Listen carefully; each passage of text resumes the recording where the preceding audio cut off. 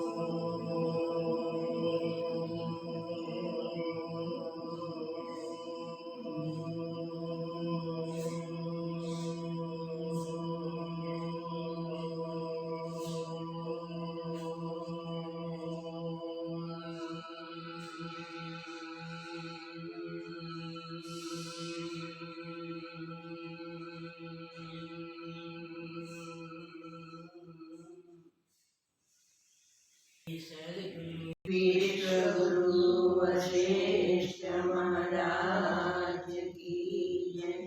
प्रगट आत्म राम की जय। जय जय गिरनारी महाराज की जय। जय जय गिरनारी महाराज की जय। जय जय गिरनारी महाराज की जय। श्री सद्गुरुदेव की।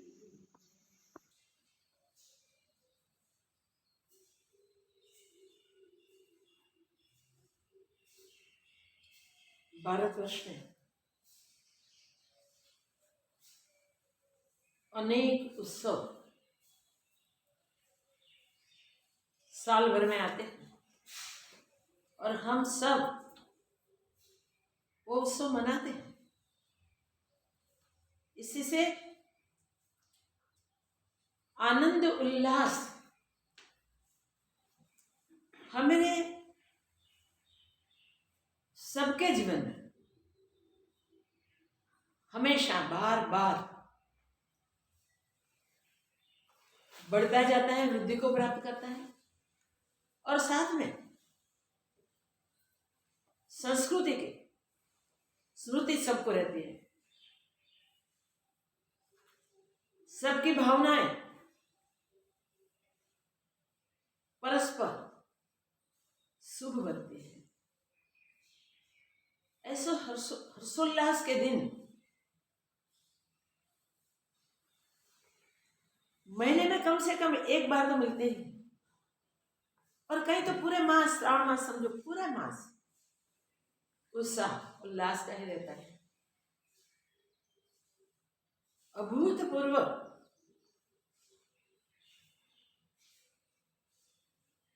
आनंद और उत्साह सब में देखा जाता है। इसके साथ साथ ज्ञान की बढ़ोतरी होती है, ज्ञान की प्रगति होती है।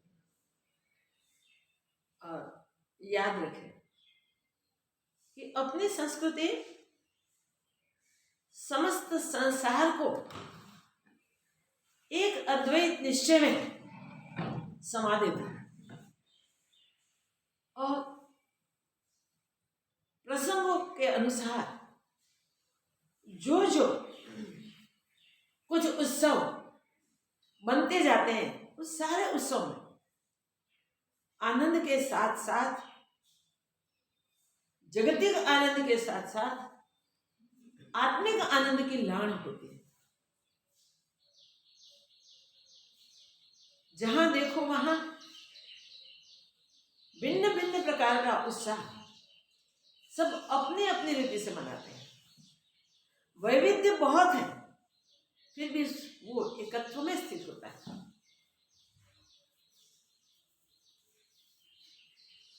धर्म, संप्रदाय, पंथ अन्ना अन्य भिन्न भिन्न दिखते हुए भी नहीं है, क्योंकि सबका सूर एक है, सबका सिद्धांत एक है, सबका सार एक है, और वो है आत्मिक अनुभूति, अद्वैत ब्रह्म में स्थिति।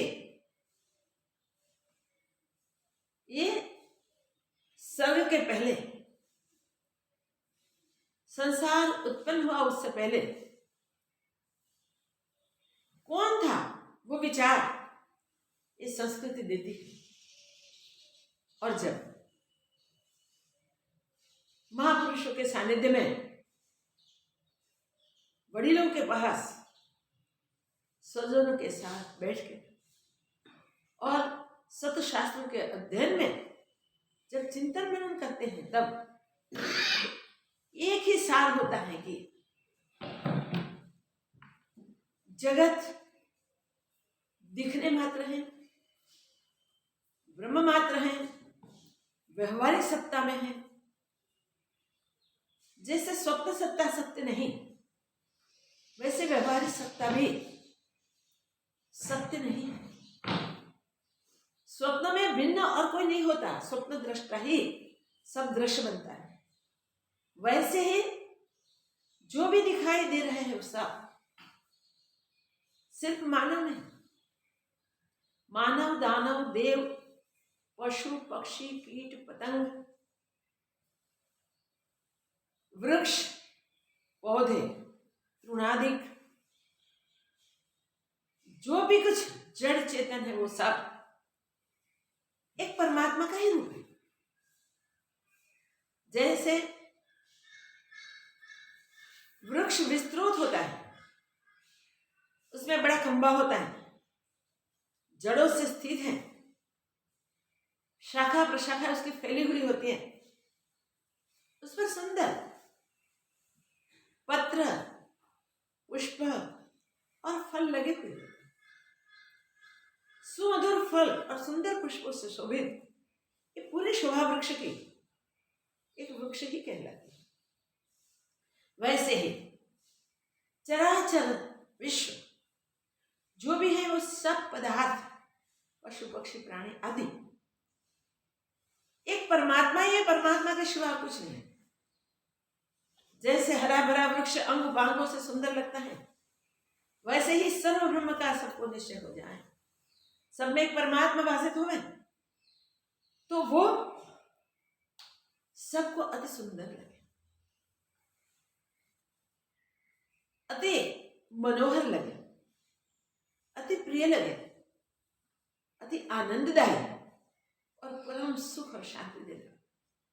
न संसार में कोई विरोधाभास रहे, न कोई झगड़े हो, न कोई किसी को अपने से दूर समझे, न किसी को निकट समझे, सब में समभाव और समव्यवहार। अपनी संस्कृति वो सिखाती है कि वो परम आनंददायक, परम शांतिदायक स्थिति तब मिलती है जब हम अपने देहाभिमान को छोड़ के सर्वात्म भाव करके सब में जो बसे हुए परमात्मा का अनुभव करने का अभ्यास करें। इसके लिए ऐसे हर्षोल्लास, ऐसे आनंद उत्सव करें और कल्याण करें। शास्त्र यही बात कहते हैं, जो सत्य शास्त्र है वो, कि बस एक ही ब्रह्म सर्वत्र स्थित है, और जो एक को देखने का अभ्यास करता है उसके जीवन में संकट नहीं रहते, दुखद परिस्थिति दुखद नहीं रहती, कभी राग और द्वेष को खड़े नहीं करते, सर्वत्र हर परिस्थिति में परम शांति और परम आनंद की अनुभूति होती है। और जो इस प्रकार पुरुषार्थ करता है वो अवश्य संकटों को संकट नहीं समझता। कितने भी असह्य दुख भी उसके पास आ जाए तो वो सरलता से सह लेता है। उसको दुखदाता कोई नहीं दिखता, दुख करता कोई नहीं दिखता, दुखदायी परिस्थिति नहीं दिखती।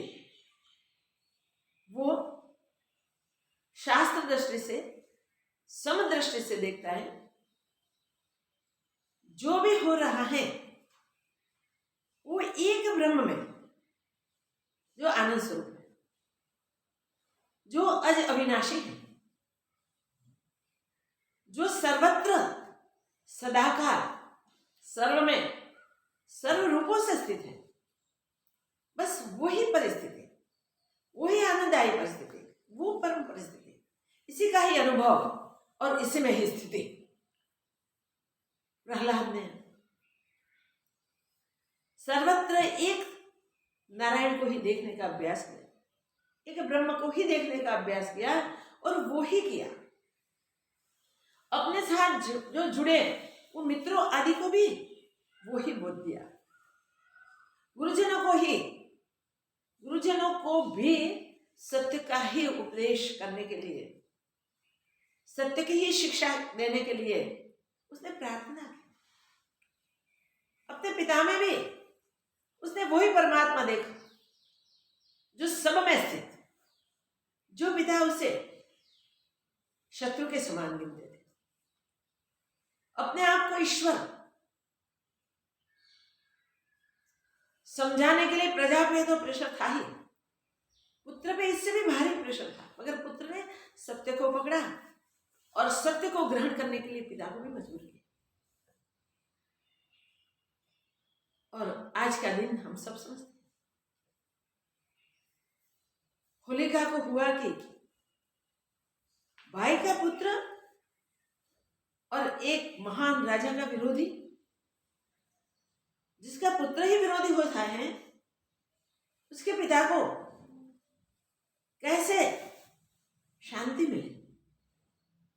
तो जब वो चाहते हैं कि प्रहलाद रहे नहीं, तो मेरे पास तो वरदान है ब्रह्मदेव का, और मुझे एक सुंदर चद्दर दी है, वो ओढ़ के मैं अग्नि में प्रवेश करूं तो अग्नि मुझे स्पर्श नहीं कर सकती।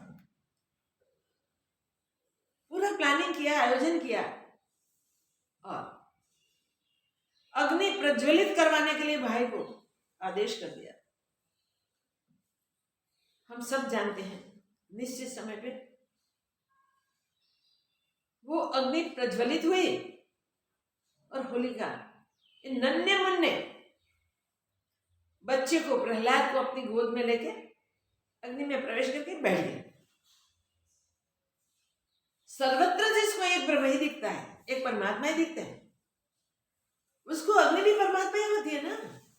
उसके लिए काष्ठ, अग्नि और कुछ भी है, वो परमात्मा का ही स्वरूप है। वो निश्चय लेके वो बैठा। सुबह सबने देखा कि होलिका का कोई रूप था ही नहीं, देह था ही नहीं, होलिका जल गई थी और प्रहलाद खेलता कूदता बाहर आ गया, जिसको अग्नि ने स्पर्श भी नहीं किया, क्योंकि जहां सर्वत्र परमात्मा स्थित है वहां अन्य कुछ कहां से हो सके। तो दुख भी दुख नहीं रह सकता। हम सब में परमात्मा को देखने का अभ्यास करते हैं और परमात्मा को देखते देखते हमारा व्यवहार करते हैं। तब सारे उत्सव हमारे वैसे ही, प्रत्येक उत्सव हमको सब में परमात्मा बुद्धि की शिख देते हैं। किसी में शत्रु नहीं दिखते, किसी में मित्र नहीं दिखते, किसी में भिन्ना भी नहीं दिखती। एक परमात्मा ही देखने का बोध हमारी संस्कृति का है और इसके अनुरूप ही सारे उत्सव हैं। जितने भी देखो, इतने सारे उत्सव में यही शिख है, यही बोध है, यही ज्ञान है। तो आज का दिन रंगोत्सव इसलिए किया जाता है कि ये जिसको भी ये ज्ञान हो गया उसको ब्रह्म रंग चढ़ गया, वो कभी फिटता नहीं, कभी मिटता नहीं, कभी जाता नहीं। और ब्रह्म रस जिसको भी चढ़ गया, जिसको भी ब्रह्मानुभूति हो गई, वो फिर कभी भी ये मिथ्या दृश्य जगत को सत्य नहीं मानेगा। इसलिए उससे कोई गलत व्यवहार नहीं होगा। उसको सब में एक परमात्मा ही भाषित होगा, सब में एक अद्वैत ब्रह्म ही भाषित होगा। वास्तव में दूसरा कुछ बना ही नहीं। दृश्य जगत व्यवहार कालीन सत्य की तरह दिखता है और ज्ञानी को भी प्राकृत आचार सहज दृश्य जगत में होते रहते हैं, पर ज्ञानी प्राकृत आचार में बंधते नहीं, क्योंकि इसमें कर्ता भोक्तापन नहीं।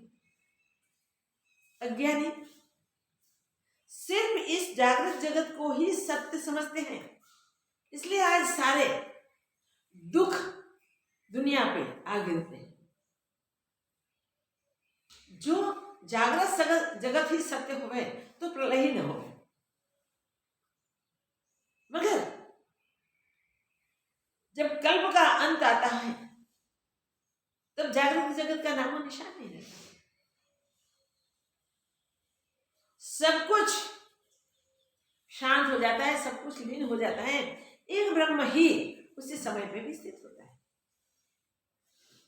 और जब जागृत दिख रहा है तब वही ब्रह्म, वही चिन्मात्र आत्म ब्रह्म में संवेदन के स्फुरण से जगत का स्फुरण होता है और वो ब्रह्म ही स्वयं जगत रूप होकर दृश्यमान होते हैं। वो प्रलय काल में लीन हो जाते हैं और सक्रिय काल में उत्पन्न होते हैं। बीच में उसकी स्थिति है। तो व्यवहारिक जगत, व्यवहारिक सत्ता वो बीचकालीन दृश्य जगत है, वास्तविक नहीं है। तो बीचकालीन व्यवहारिक सत्ता को स्वप्न जैसे हम समझ लें, जिसको प्रातिभाषिक सत्ता कहते हैं। स्वप्न जैसे समझ लें तो स्वप्न काल में ही स्वप्न के सारे दृश्य सत्यभाषित होते हैं।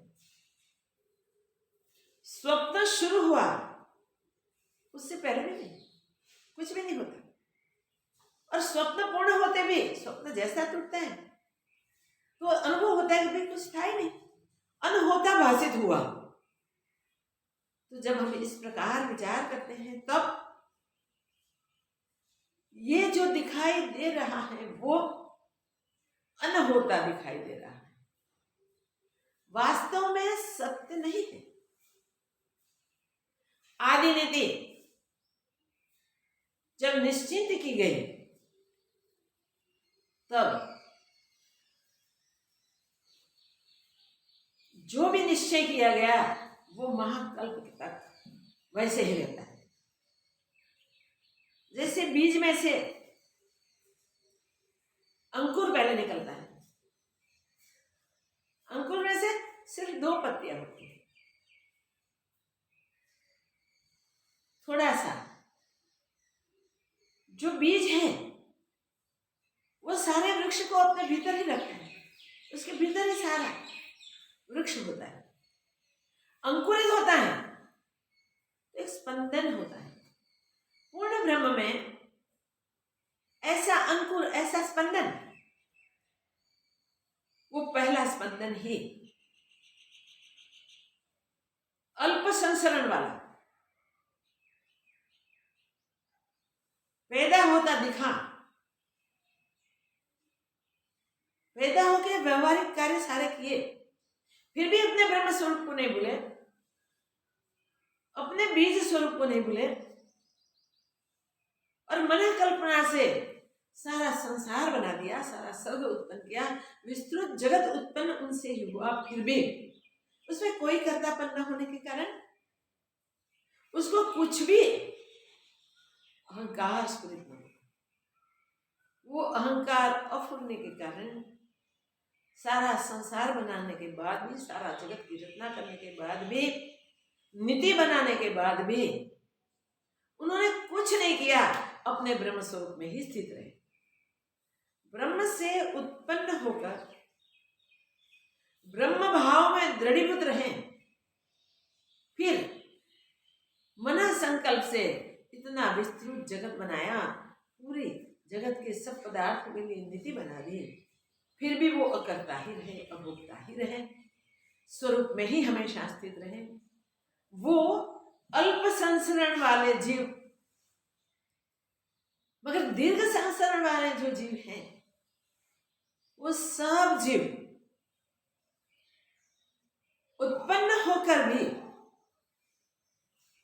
चित्तवृत्तियां से जुड़कर विषयाकार होते रहते हैं, और विषयाकार होते होते अपने अपने जगत का सृजन करते हैं। ब्रह्म से हम अस्मि का जो स्फुरण हुआ वो चक्र जीव कहलाया। उसमें चित्त उत्पन्न हुआ अनेक वृत्तियों के साथ, वो चित्त तरंग कहलाया, याद रखें। और इसी चित्त के स्फुरण में अगणित अकल्पित जगत उत्पन्न हो गए, और वो जगत में जीव उत्पन्न होते हैं, और उस जगत काल में ही जीव लीन हो जाते हैं, उनको और कुछ याद ही नहीं रहता। सर्व ब्रह्म का निश्चय उसे हो नहीं सकता अगर अभ्यास न हुए, अगर पुरुषार्थ न हुए तो। इसलिए वो जन्म जन्मांतरों की कल्पना करते रहते हैं और जन्म जन्मांतरों में भटकते रहते हैं। उत्पन्न होने के बाद व्यवहारिक सत्ता में व्यवहार को ही जिसने सत्य माना और व्यवहार को करते हुए कर्तापन अपने को माना, और व्यवहार के परिणाम को, फल को भुगतते समय अपने को भोक्ता मान लिया, तो कर्तापन भोक्तापन से वो बंधते गए और उसकी इच्छाएं बढ़ती गई, इसके चित्त के संसरण बढ़ते गए। ये स्फुरण बढ़ते बढ़ते बढ़ते हर जीव ने अपनी अपनी सृष्टियां बना ली।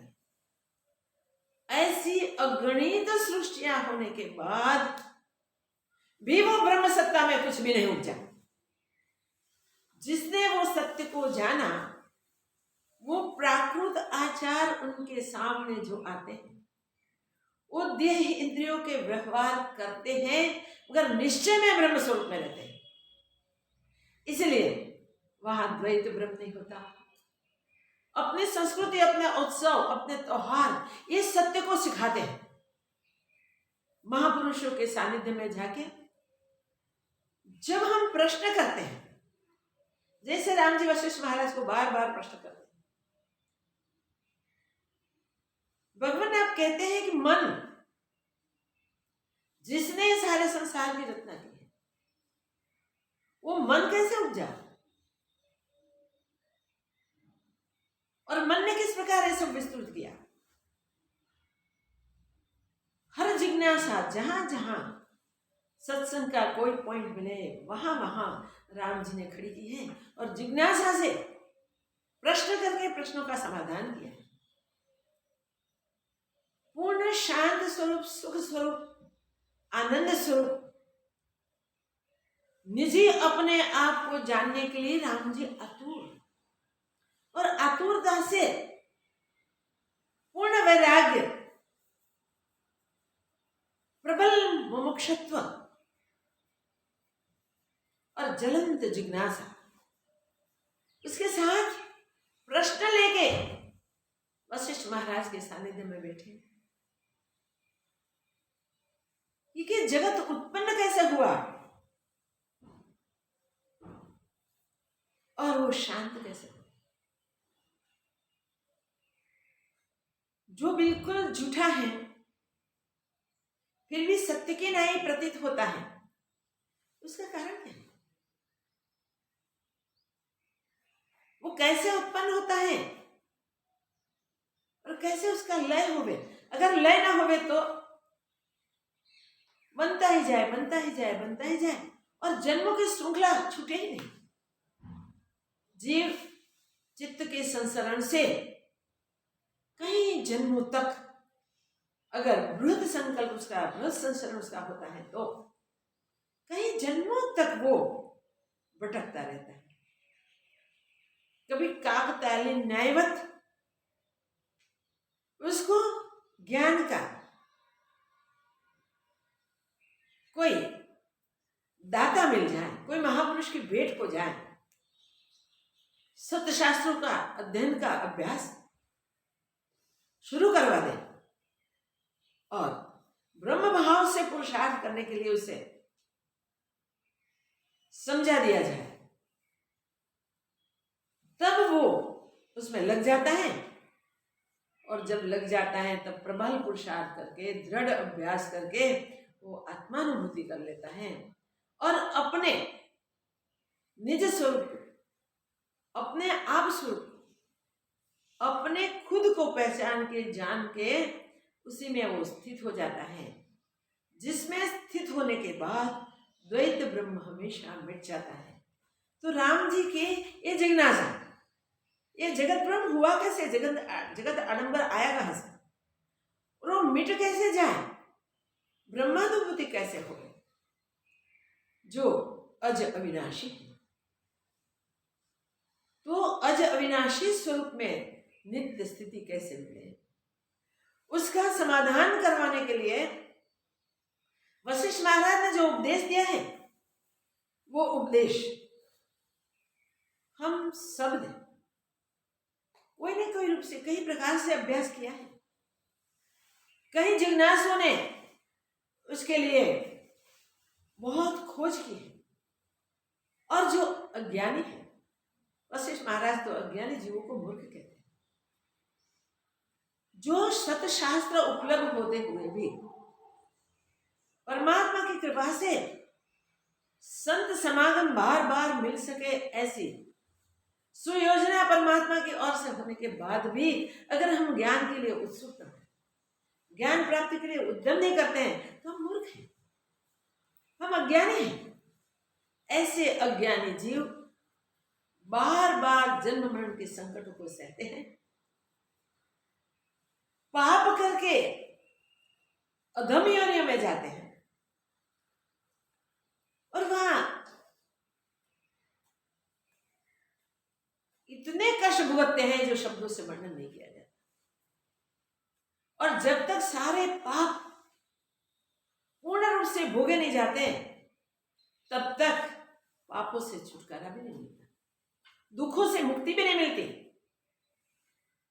तो जैसे जैसे पाप वैसे वैसे दुख भुगतते। कितनी अच्छी बात बताई। संग्राम होते हैं, युद्ध होते हैं, भिन्न भिन्न प्रकार के युगों के अनुसार होते हैं, मगर जो अन्याय से युद्ध करता है और अन्याय से युद्ध करने के लिए जो योद्धा जुटते हैं वो नरक की गति को ही प्राप्त होते हैं और कभी कभी कल्प के अंत तक भी उन नरक की यातना उनकी छूटती नहीं है। जो पुण्य कर्म करते हैं वो दो प्रकार के होते हैं। एक स्वर्ग की और ऊर्ध्व लोगों के, ऊर्ध्व लोक के सुखों की कामना होती है। कभी ये जागतिक सुखों की कामना होती है, व्यवहारिक सत्ता की कामनाएं होती है। तो ऐसी कामना लेके जो सत्कर्म करते हैं वो वैसा ही प्राप्त फल करते हैं। व्यवहारिक सत्ता में कोई पुत्र परिवार के विस्तार के लिए कामना रखते हैं और उसके लिए सत्कर्म करते हैं, शास्त्र सम्मत कर्म करते हैं। कोई कीर्ति प्रतिष्ठा बढ़ाने के लिए करते हैं और कोई स्वर्गाधिक सुख भोगने के लिए कर्म करते हैं, सत्कर्म करते हैं वो, मगर उसके पीछे अपने सुख की कामना है, अपनी कीर्ति प्रतिष्ठा को बढ़ानी है। तो ऐसे सकाम कर्म करने वाले जितने भी उसके पुण्य कर्म होते हैं उतने पुण्य कर्म के फल यशा स्थान पे जाके भुगतते हैं। अगर जब वे कर्म के फल के भुगतान पूर्ण हो जाते हैं तब वो फिर वही बिग साइफर कर देते हैं, खत्म हो जाते हैं, फिर जन्म मरण के चक्र उनके शुरू होते हैं। ऐसे सकाम कर्मी सत्कर्मी भी जन्मों तक भटकते हैं। वहां उसे काकतालीन न्यायवत कोई संत समागम मिल जाए और सत्पुरुषार्थ में लगे और निष्काम हो जाए तो फिर ब्रह्मानुभूति के और संतों के पास जाता है और पुरुषार्थ करता है। मगर जो पुण्य कर्म करते समय, शास्त्र विहित शास्त्र सम्मत कर्म करते समय कोई कामना नहीं रखते, कोई फलेच्छा नहीं रखते, सिर्फ प्रभु प्रत्यार्थ ही शुभ कर्म करते हैं, वो निष्काम पुरुष परमात्मा की परम कृपा प्राप्त करके ब्रह्मानुभूति तक पहुंच जाते हैं। कोई सगुण ब्रह्म के उपासक होते हैं, कोई निर्गुण ब्रह्म के उपासक होते हैं। सगुण ब्रह्म को मानने वाले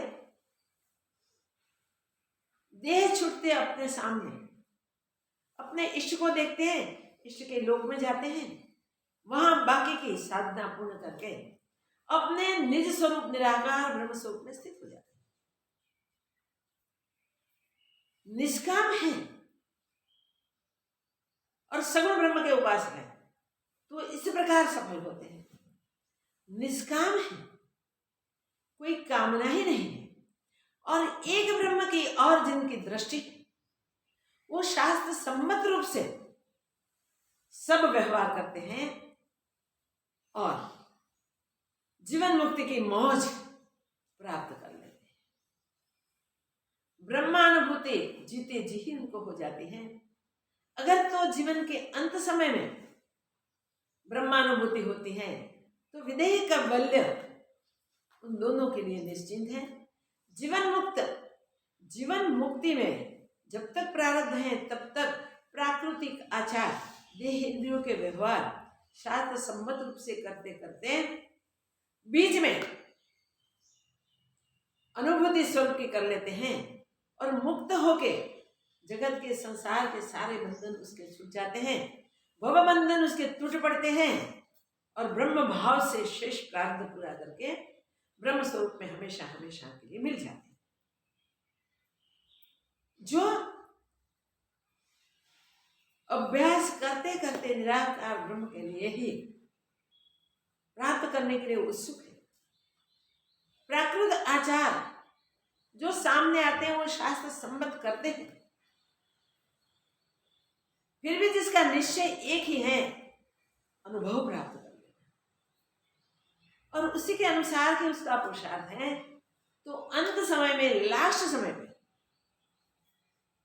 प्राण को छोड़ते समय भी उसे ज्ञान हो जाता है और वो अपने स्वरूप में हमेशा हमेशा के लिए स्थित हो जाते हैं। सगुण ब्रह्म के उपासक निराकार ब्रह्म से है, तो एक ही निराकार ब्रह्म और कुछ है नहीं। जब जब तत्कालीन व्यवस्था के अनुसार भगवान को प्रकट होने की आवश्यकता हुई, तब तक भगवान ने तत्कालीन मार्ग के अनुसार निराकार से साकार शरीर धारण किए और जो भी युग के कार्य करने वो किए, मगर जब जब अपने भक्तों के लिए वो पधारे, तब तक भक्तों को अपने स्वरूप का दान प्रभु ने दे दिया। भक्तों को सानिध्य, सालोक्य, सामीप्य, सारूप्य, देखिए सायुज्य आदि मुक्ति प्रदान कर दी और वो भक्त ब्रह्म भाव में अपने निजी स्वरूप में इस प्रकार चाहा था कि ईश्वर की कृपा मिल जाए, तो कृपा प्राप्त पात्र होकर स्वरूप में स्थित हो जाते हैं। ऐसे जो भी सगुण ब्रह्म के उपासक हैं, निर्गुण ब्रह्म के उपासक हैं, वो अपने स्वरूप को प्राप्त करके अपने आप में ही मिल जाते हैं, फिर वो कभी इनसे बिछड़ते नहीं। सदा सदा के लिए स्वरूप की उनकी नित्य स्थिति हो जाती है। वो स्थिति प्राप्त करने के लिए हमें मनुष्य तन का अवसर मिला है, मनुष्य तन का सुयोग मिला है, तो हमें मनुष्य तन में आके करना क्या चाहिए। और ऐसे उत्सवों के दिन हमें स्वरूप को प्राप्त करने का दृढ़ निश्चय कर लेना चाहिए। जो भी ऐसा दृढ़ निश्चय कर लेता है वो अवश्य इसी जन्म में स्वरूप में स्थित हो जाता है। राम जी का प्रश्न सदैव वही रहा है कि जब एक ही ब्रह्म सदैव विलस रहा है, जहां द्वैत ब्रह्म है ही नहीं, वहां ये संसार पूरा उत्पन्न कैसे हुआ, स्फुरित कैसे हुआ। जो अद्वितीय है, जिसमें द्वैत कुछ है ही नहीं, जो स्वयं ही है, उससे भिन्न और कुछ है नहीं, तो उसी से भिन्न ये सब दृश्यादि कहां से उत्पन्न हुए। और वशिष्ठ महाराज वो ही समझा रहे हैं कि पूर्ण ब्रह्म परमात्मा, अनंत आत्मा जो अज अविनाशी है, वो स्वभाव से जैसे जल द्रवता रूप है, वैसे स्वाभाविक ही तरल रूप है। तो उसका स्वभाव है, इस स्वभाव के कारण जो स्पंदन हुआ उससे स्फुरण हुआ। तो पहला स्पंदन मन, ब्रह्म से मन उपजा ब्रह्मा के रूप में, और ब्रह्मा से जो मन संकल्प हुए ब्रह्म स्वरूप में स्थित रह गए। तो इस प्रकार के मन संकल्प से सारा संसार, सारा जगत बना। वो जगत हम देखते हैं, फिर भी संकल्प मात्र है राम जी, मन की कल्पना मात्र है, मन का स्फुरण मात्र है। चित्त के स्पंदन से, क्योंकि चित्त ने स्पंदन कहाँ किया, चित्त उपजा कहाँ, वही ब्रह्म सत्ता है। उसी ब्रह्म सत्ता के आधार से भिन्न भिन्न संकल्प किए और इससे ही भिन्न भिन्न दृश्यादिक संसार उत्पन्न हुआ, जगत उत्पन्न हुआ। तो मन संकल्प के सिवा ये जगत और कुछ है ही नहीं। दृश्य रूप से व्यवहारिक सत्ता में देखो दिख रहा है वो सब दिखने मात्र है। जैसे मनोराज्य में हम नगर की रचना कर लेते हैं और पूरे नगर का सर्जन भी कर लेते हैं, उसके अनुभव में हम रत हो जाते हैं। मगर जैसे मनोराज्य टूट जाता है तब मनोराज्य का नगर कहाँ, मनोराज्य के दृश्य कहाँ, मनोराज्य की अनुभूतियां कहाँ, कुछ नहीं रहता। तब हम स्वीकार कर लेते हैं ये भी मन का संसरण हुआ। स्वप्न दृश्य देखते हैं तो स्वप्नों को देख के स्वप्न में हम स्वप्न के जितने भी दृश्य देखते हैं वो सब दृश्य अनुभव रूपी है, हमें सिवा तो और कुछ था ही नहीं। तो जो भी कुछ बना हम ही बने, तो हम स्वयं ही ये दृश्य रूप हुए हैं। तो हमारी भ्रांति हुई है, भ्रम हुआ, बिल्कुल झूठा है, कुछ बना ही नहीं। तो सत्य क्या है, उसका विचार, और सत्य के विचार से ही, सत्य को जानने की जिज्ञासा से ही प्रश्न होता है। जैसे राम जी को प्रश्न हुए, मन के स्फुरण से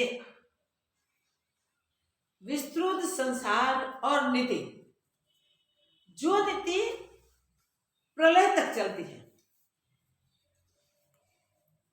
तो महाकल्प में जब अंत आता है तब जैसे कुछ दृश्य दिखने रहते हैं, तो भी जो सत्य है उसको कोई मिथ्या नहीं कर सकता, सत्य तो सत्य ही रहते हैं। ऐसे हमारा चित्त का जब अंत हो जाता है, संकल्प विकल्प सब शांत हो जाते हैं, वृत्तियां सब ब्रह्माकार हो जाती हैं, तब ब्रह्मानुभूति सहज बन जाती है। और जब ब्रह्मानुभूति होती है तब द्वैत ब्रह्म मिट जाता है। जो द्वैत ब्रह्म है वो अज्ञान से है, और ज्ञान में द्वैत ब्रह्म की निवृत्ति है, अद्वैत की अनुभूति है। तो जो भी संसरण चित्त से हुआ वो संसरण विस्तृत जिसका होता है वो जन्मों तक ये जगतों की श्रृंखला में सुख दुखों में उत्पन्न होता है, मर जाता है, दुखी भी होता है, सुखी भी होता है, मगर शांति और विश्रांति को प्राप्ति करता है। जिसका चित्त संसरण करता रहता है वो संसरण के अनुसार, उसके संकल्पों के अनुसार दृश्यादिक देखता ही रहता है, और दृश्यादिक से जुड़ते जुड़ते जो वो अनेक शरीर को प्राप्त करता है, क्योंकि भोग बुद्धि उसके साथ जुड़ी हुई है। भोग बुद्धि से अनेक जन्मों तक किए हुए कर्मों के फल भुगतता है और दुख सुख के प्रवाह में बहता जाता है। विश्रांति तब होती है जो प्रहलाद के साथ निश्चय कर लेता है, जले विष्णु स्थले विष्णु, जहां देखो वहां विष्णु ही विष्णु में परमात्मा ही परमात्मा, आत्मा ही आत्मा, आत्मा के सिवा और कुछ नहीं। वहां कौन अपना कौन पराया, कौन मित्र कौन शत्रु, कहाँ राग कहाँ द्वेष, कहाँ प्रेम कहाँ तिरस्कार, कहाँ अपने कहाँ पराये। द्वैत ब्रह्म ही नहीं, दूसरा कोई नहीं, सर्व रूपों में स्वयं स्थित है। तब चित्त के संचरण को जब हम रोक लेते हैं सत्य को स्वीकार करके, तब सारी भ्रांति हमारी मिट जाती है, और भ्रांति मात्र जो जगत है वो कहाँ लय हो जाता है पता भी नहीं चलता।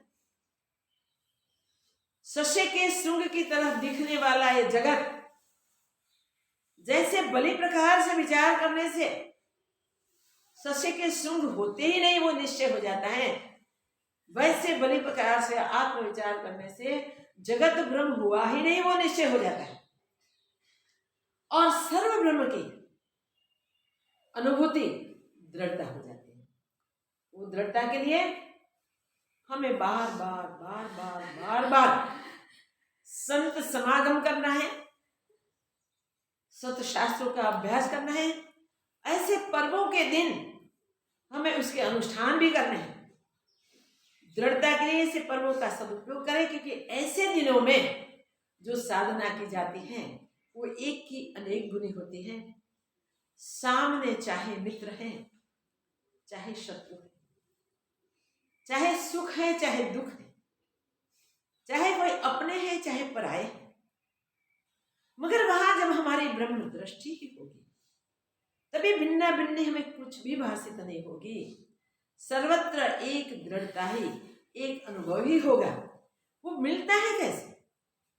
प्रहलाद को ये दृष्टि मिली कहां से, जिस दृष्टि में परमात्मा के सिवा कुछ था ही नहीं। हमेशा हिरणा के सपने, भगवान विष्णु का उन्हें ब्रह्म का विरोध ही किया था और सबको एक ही आज्ञा थी कि मुझ में ही विष्णु को देखो, मैं विष्णु, और कोई विष्णु है ही नहीं।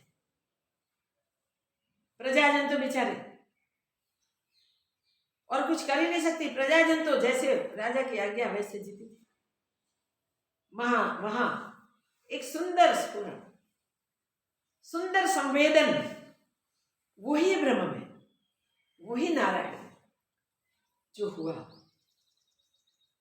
वो स्पंदन में चिदात्मा ब्रह्म स्वरूप स्वयं प्रहलाद ही है। और प्रहलाद ने सबके लिए शुभम कर दिया कि दूसरा कुछ बना ही नहीं।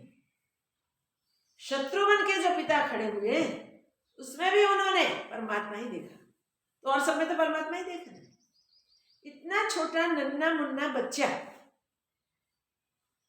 उसके चित्त में दृढ़ता हुई कैसे कि सब कुछ परमात्मा ही है, सब कुछ एक ब्रह्म ही है।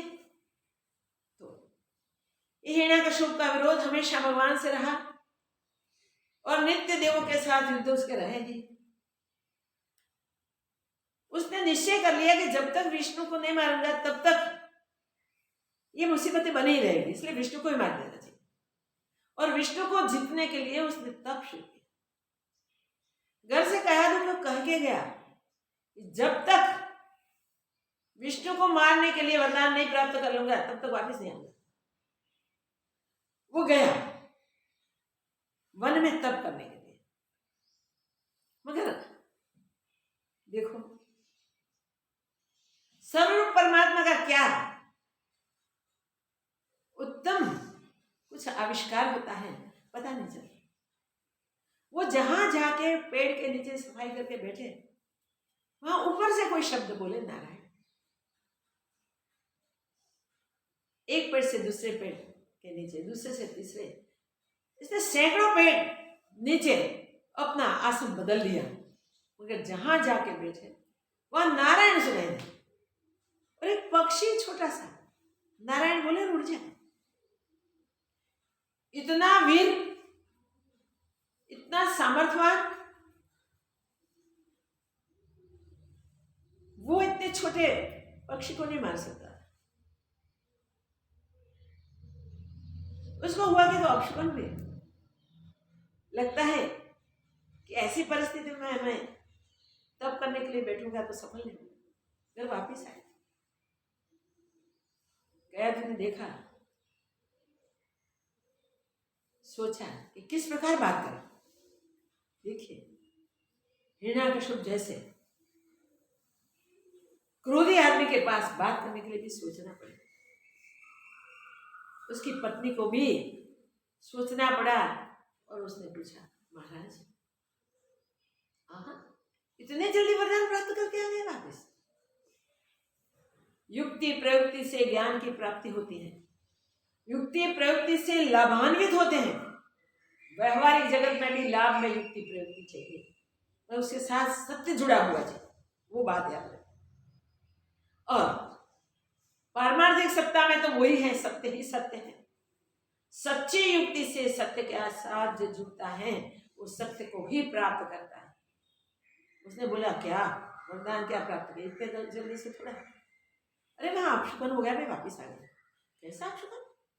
और आपको इतने बली हो, आपको कोई अपशकुन कर सकता है? आपके आगे से कोई निकल सकता है? ये तो बात मानने में नहीं आती। अरे क्या नहीं मानने में आती? और तो कोई नहीं निकल सकता, किसी की ताकत है निकले मेरे आगे से।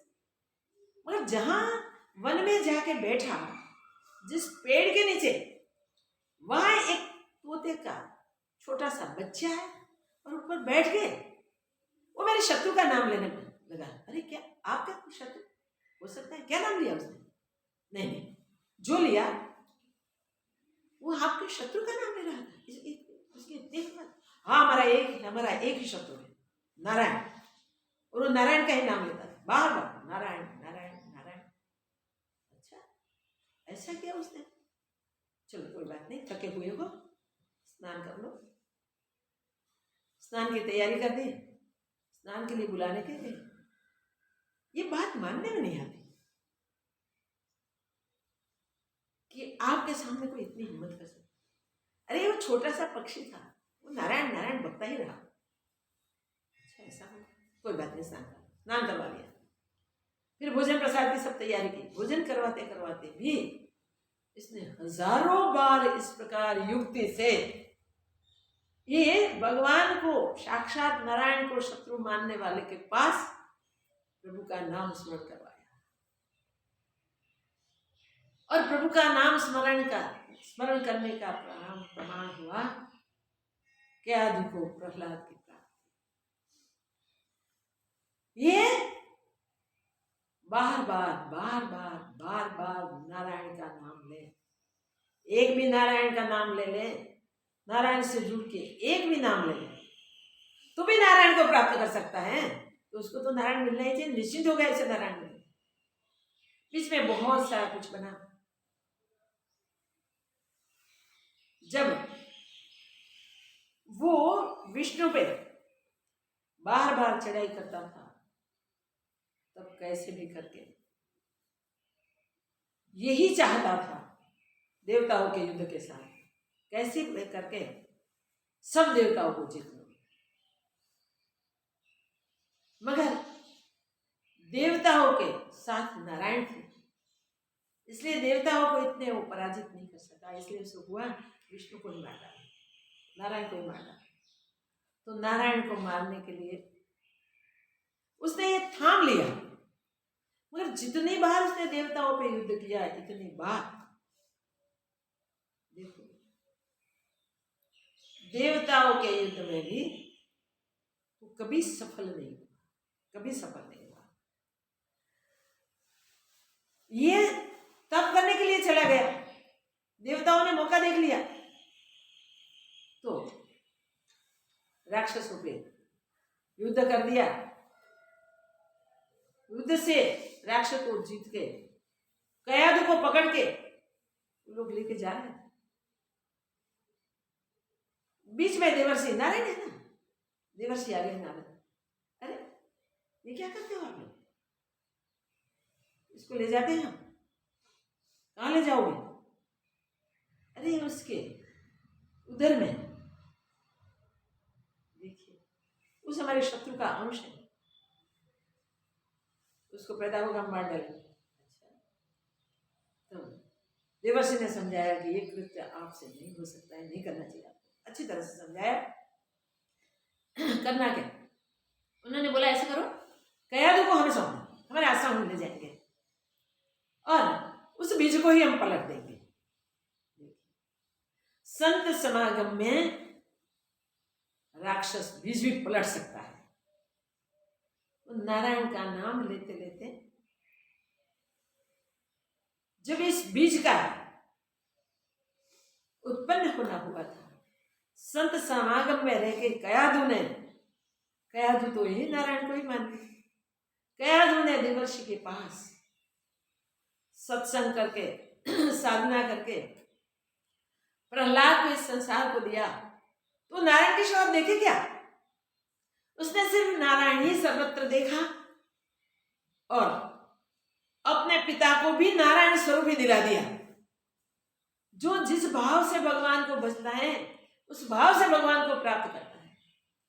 तो हिरण्याकश्यप ने शत्रु भाव से भगवान की भक्ति की, मतलब उसकी दृढ़ता, उसका जुड़ाव नारायण के साथ ही था। प्रहलाद को अति संकट सहने पड़े, मगर संकट जिसको संकट ही नहीं लगते, जो निज स्वरूप में, जो नारायण के स्वरूप में स्थित है, उसको संकट कैसे स्पर्श कर सकते?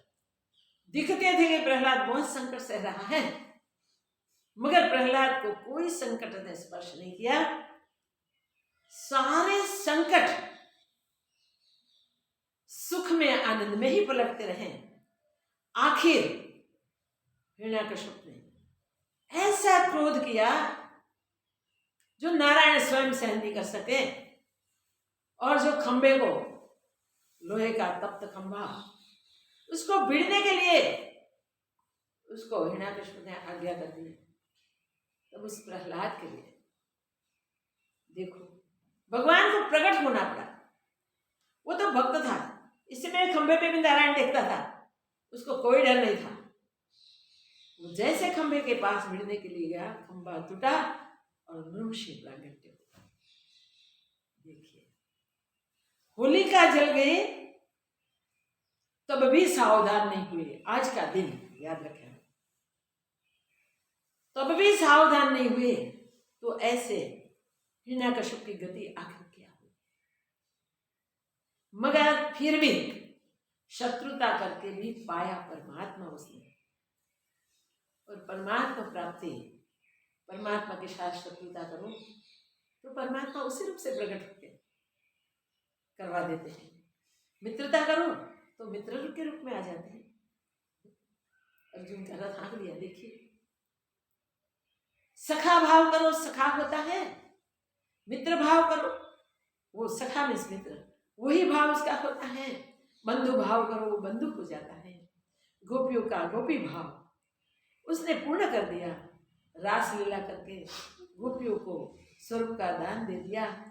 भगवान ने क्या नहीं किया, सब भक्तों के लिए आए हैं। भक्तों के घर के काम भगवान ने किया, क्या नहीं। फिर भी वो निर्गुण निराकार ब्रह्म ही है। सब जीवों का सबका अपना आपा है, आत्मा ही है, तो हमसे दूर नहीं है। हम के साथ नित्य प्रति हमारा ही अपना आपा बन के बैठा है। उसको प्राप्त करने के लिए विलंब करें, अगर तो उसको प्राप्त करने में प्रमाद करें तो हमारे जैसे और कोई मूर्ख नहीं होते। प्रासंगिक सत्संग में थोड़ा योग वासिष्ठ का सत्संग भी आवृत कर दिया है।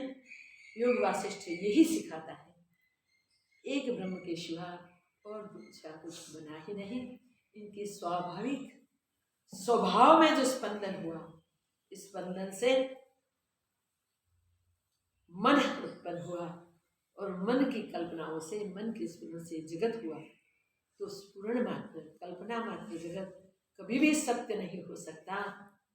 और अगर सत्य रूप में देखता है तो ब्रह्म से भिन्न और कुछ है नहीं, अनन्य ही है। तो ये जगत भी सारे अनन्य हैं, तो स्वयं ब्रह्म ही है। तो हमारी दृष्टि को हम बदल दें, ज्ञान दृष्टि कर दें, और ज्ञान दृष्टि से सर्व ब्रह्म का निश्चय करके स्वर में एक अपने आप को ही देखें, अपने स्वरूप को ही देखें, और इसी जन्म को सफल कर दें। बस यही धन्यता है, यही आनंद है, इसी में ही मंगलता है। ये आनंद मंगल सबको प्राप्त होवे, वही उसके चरणों में प्रार्थना। जय हो, मंगल हो। पूर्णस्य पूर्णमादाय पूर्णमेवावशिष्यते। ॐ शान्ति शान्ति शान्तिः। श्री सद्गुरुदेव की जय।